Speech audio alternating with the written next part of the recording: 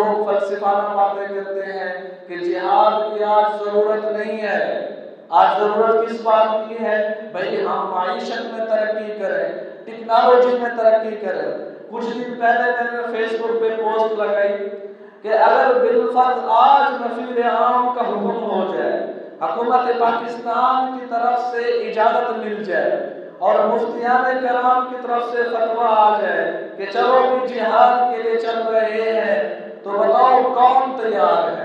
تو اس میں ایک کمنٹ آیا، کہنے لگے کہ آج وہ دور نہیں ہے کہ تم تلوار اٹھاؤ، ایموشنل بیانات کرو، لوگوں کو جذبات میں لاؤ اور تم جہاد کے لیے چلے جاؤ۔ میں نے اسے جواب دیا کہ حضرت میں آپ کی بات سے کچھ درجے تک متفق تو ضرور ہوں لیکن مکمل طور پہ نہیں ہوں۔ جہاں مقابلہ معیشت کا ہو، جہاں مقابلہ ٹیکنالوجی کا ہو، وہاں ویسے مقابلہ کرنا ہے، لیکن دشمن تلوار لے کے ہے، دشمن ہتھیار لے کے ہے اور تمہیں گولیوں سے چھلنی کرے، تم اسے کہہ رہے ہو ذرا صبر کرو ہم اپنی معیشت مضبوط کر رہے ہیں، تم ذرا صبر کر لو ہم کوئی نئی ٹیکنالوجی بنا رہے ہیں۔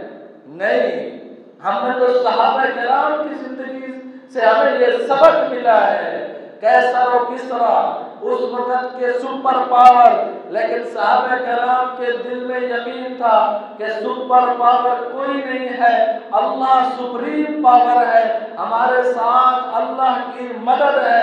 جا کے کیسر و کسرا کے در و دیوار ہلا دیے، جا کے ان کے تخت سلطنت کو پلٹ دیا، لیکن گھر بیٹھ کے نہیں پلٹا انہوں نے میدان کو جا کے سجایا۔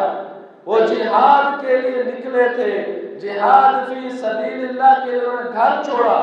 غزوہ تبوک ہے، فصل تیار ہے، کئی سالوں سے جنگ میں رہ رہے ہیں، قحط کا زمانہ گزرا ہے، بڑی مشکل سے آب فصل تیار ہوئی، کھجور تیار ہیں، گرمی کا موسم ہے، ٹھنڈی ٹھنڈی ہوائیں چل رہے ہیں، صحابہ کرام اپنی باغ میں بیٹھ کے آرام فرمانے کا موقع ہے، لیکن آگے دو جہاں کی طرف سے حکم آ گیا، چلو بھئی جنگ کے لیے چل رہے ہیں، کوئی پیچھے نہیں رہے گا۔